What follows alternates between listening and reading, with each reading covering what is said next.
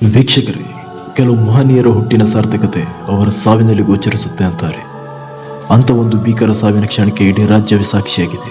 ಕನ್ನಡಿಗ ರಾಜಕುಮಾರ ಆಗಿದ್ದ ನಮ್ಮೆಲ್ಲರ ಪ್ರೀತಿಯ ಅಪ್ಪು ಕಾರ್ಡಿಯಾಕ್ ಅರೆಸ್ಟ್ಗೆ ತುತ್ತಾಗಿ ಅಕಾಲಿಕ ಮರಣಕ್ಕೀಡಾದರು. ಈ ದುರ್ಭೀಕರ ಸುದ್ದಿಯನ್ನು ಕೇಳಿದ ತಕ್ಷಣ ರಾಜ್ಯವೇ ಸ್ತಬ್ಧವಾಯಿತು. ನಾಡಿನ ಜನ ದಿಗ್ಭ್ರಾಂತರಾದರು. ಯಾರಿಗೂ ಸಹ ಈ ಹೃದಯ ಕಲಕುವ ಸುದ್ದಿಯನ್ನು ಅರಗಿಸಿಕೊಳ್ಳಲು ಸಾಧ್ಯವಾಗುತ್ತಿಲ್ಲ. ನಿನ್ನೆವರೆಗೂ ನಮ್ಮ ನಡುವೆ ನಗುತ್ತಿದ್ದ ರಾಜಕುಮಾರ ಇವಾಗ ನಮ್ಮ ಜೊತೆ ಇಲ್ಲ ಅಂದರೆ ಯಾರಿಗೆ ತಾನೇ ಅದನ್ನು ನಂಬಲು ಸಾಧ್ಯ? ಈ ಸಾವು ನ್ಯಾಯವೇ?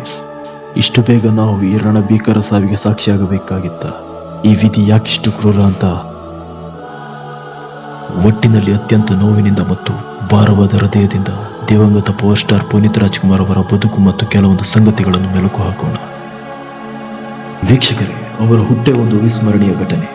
1975 ಮಾರ್ಚ್ 17ರಂದು ಚೆನ್ನೈನ ನ್ಯೂಟನ್ ಸ್ಟುಡಿಯೋದಲ್ಲಿ ಡಾಕ್ಟರ್ ರಾಜ್ಕುಮಾರ್ ಅವರ ಬಹು ನಿರೀಕ್ಷಿತ ಮಯೂರ ಸಿನಿಮಾದ ಶೂಟಿಂಗ್ ನಡೆಯುವಾಗ ಅದೇ ಸಮಯದಲ್ಲಿ ಅದೇ ಚೆನ್ನೈನ ಆಸ್ಪತ್ರೆಯಲ್ಲಿ ಅಪರೂಪದ ಮುತ್ತೊಂದರ ಜನನವಾಗುತ್ತದೆ.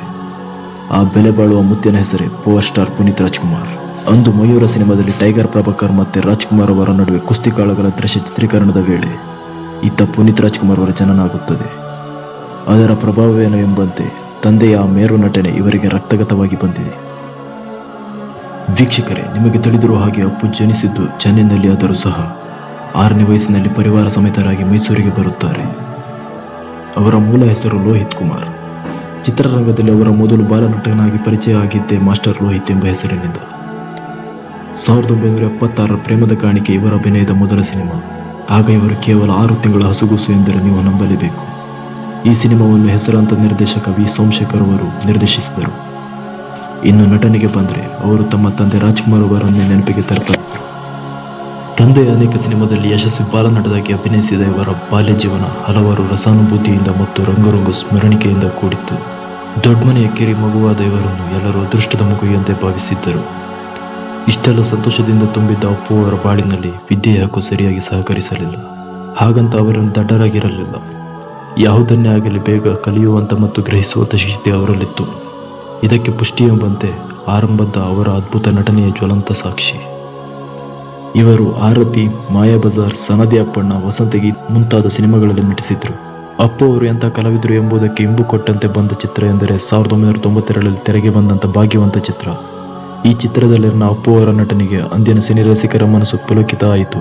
ಚಿತ್ರ ನೋಡಿದ ಮೇಲೆ ಯಾರೇ ಆಗಲಿ ಮನಸ್ಸು ಕರಗದೇ ಇರಲು ಸಾಧ್ಯವೇ ಇಲ್ಲ ಎಂಬಂತೆ ಅಪ್ಪು ಆ ಪಾತ್ರಕ್ಕೆ ಜೀವ ಕೊಟ್ಟಿದ್ದರು.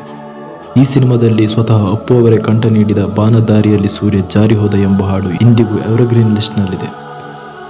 ನಂತರ ಚಲಿಸುವ ಮೋಡಗಳು, 2 ಕನಸು, ಭಕ್ತ ಪ್ರಹ್ಲಾದ, ಬೆಟ್ಟದ ಹೂ ಮುಂತಾದ ಸಿನಿಮಾದಲ್ಲಿ ಅಪ್ಪು ಅವರ ಪ್ರತಿಭಾವಂತ ನಟನೆಗೆ ಮನಸೋಲದವರೇ ಇಲ್ಲ. ಇನ್ನು ಬೆಟ್ಟದ ಹೂ ಚಿತ್ರ ಇವರ ವೃತ್ತಿ ಬದುಕಿನ ಅತ್ಯಂತ ಮಹತ್ವದ ಚಿತ್ರ ಎನಿಸಿಕೊಳ್ಳುತ್ತದೆ. ಕಾರಣ ಆ ಚಿತ್ರದಲ್ಲಿನ ಅವರ ಅದ್ಭುತ ನಟನೆಗೆ ರಾಷ್ಟ್ರಪತಿಗಳಿಂದ ಅತ್ಯುತ್ತಮ ಬಾಲನಟ ಎಂಬ ರಾಷ್ಟ್ರ ಪ್ರಶಸ್ತಿ ಸಿಗುತ್ತದೆ. ಈ ಸುದ್ದಿ ದೊಡ್ಡಮನೆಯಲ್ಲಿ ಸಂಭ್ರಮದ ವಾತಾವರಣ ಉಂಟು ಮಾಡುತ್ತದೆ. ಅದಲ್ಲದೆ ಅಂದಿನ ಭಕ್ತ ಪ್ರಹ್ಲಾದದಲ್ಲಿನ ಇವರ ಮತ್ತು ರಾಜಣ್ಣನ ಕಾಂಬಿನೇಷನ್ ಅಂದಿನ ಸಿನಿ ರಸಿಕರಿಗೆ ರಸದೌತಣ ನೀಡಿತ್ತು. ಇನ್ನು ಬಾಲನಟರಾಗಿ ಅಪ್ಪು ಅವರ ಕೊನೆಯ ಚಿತ್ರ 1997ರಲ್ಲಿ ತೆರೆಕಂಡ ರಾಜಣ್ಣ ಅವರ ಪರಶುರಾಮ ಚಿತ್ರ. ನಂತರ ಅಪ್ಪು ಅವರು ಚಿತ್ರರಂಗದಿಂದ ಸ್ವಲ್ಪ ದೂರನೇ ಉಳಿದರು. ಮುಂದೆ 1991ರಿಂದ 1999ರ ಶಿವಣ್ಣ ಮತ್ತು ರಾಘಣ್ಣರ ಚಿತ್ರದ ನಿರ್ಮಾಣದ ಹೊಣೆಯನ್ನು ಹೊತ್ತುಕೊಂಡರು. ಇವರು 1999ರಲ್ಲಿ ಅಶ್ವಿನಿ ಅವರನ್ನು ಪ್ರೀತಿಸಿ ಮನೆಯವರನ್ನು ಒಪ್ಪಿಸಿ ಮನೆಯವರ ಉಪಸ್ಥಿತಿಯಲ್ಲಿ ಅದ್ದೂರಿಯಾಗಿ ಮದುವೆಯಾಗುತ್ತಾರೆ. ಇನ್ನು ಅಸಂಖ್ಯಾತ ಅವರ ಅಭಿಮಾನಿಗಳಿಗೆ ಮತ್ತು ಅವರ ಕುಟುಂಬ ವರ್ಗದವರಿಗೆ ಅವರನ್ನು ಹೀರೋ ಆಗಿ ನೋಡುವ ಕುತೂಹಲ ಇತ್ತು. ನಂತರ ಇವರ ಗ್ರೀನ್ ಸಿಗ್ನಲ್ ಸಿಕ್ತಿದ್ದಂತೆ ರಾಜಣ್ಣ ಅವರ ಕಿರಿಯ ಮಗ ಚಿತ್ರರಂಗಕ್ಕೆ ಬರಲಿದ್ದಾರೆ ಎನ್ನುವ ಸುದ್ದಿ ಕರ್ನಾಟಕದಾದ್ಯಂತ ಕೇಳಿಬರುತ್ತೆ. ಅದಾದ ನಂತರ 2002ರಲ್ಲಿ ಪ್ರಖ್ಯಾತ ನಿರ್ದೇಶಕರಾದಂಥ ಪುರಿ ಜಗನ್ನಾಥ್ ಅವರು ಅಪ್ಪು ಅವರ ಕಂಬ್ಯಾಕ್ ಸಿನಿಮಾಗೆ ನಿರ್ದೇಶಿಸುತ್ತಾರೆ. ಚಿತ್ರದ ಹೆಸರು ಅಪ್ಪು ಅಂತ ದೃಢೀಕರಿಸಿ ನಾಯಕ ನಟಿಯಾಗಿ ರಕ್ಷಿತಾ ಅವರನ್ನು ಚಿತ್ರರಂಗಕ್ಕೆ ಪರಿಚಯಿಸುತ್ತಾರೆ.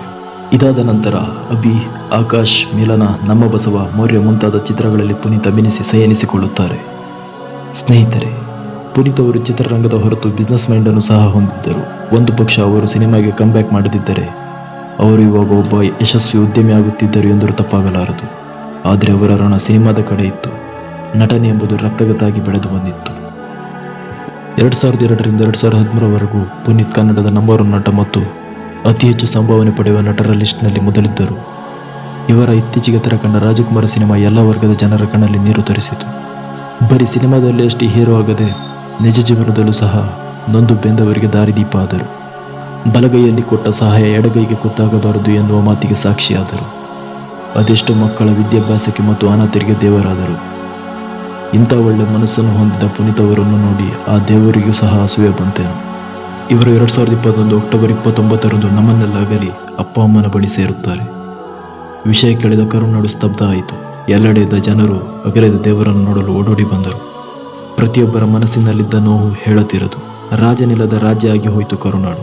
25 ಲಕ್ಷಕ್ಕೂ ಅಧಿಕ ಮಂದಿ ಇವರ ದರ್ಶನ ಪಡೆದುಕೊಂಡರು. ದೊಡ್ಡ ದೊಡ್ಡ ನಾಯಕರು ಸಹ ಕಂಬನಿ ಮಿಡಿದರು.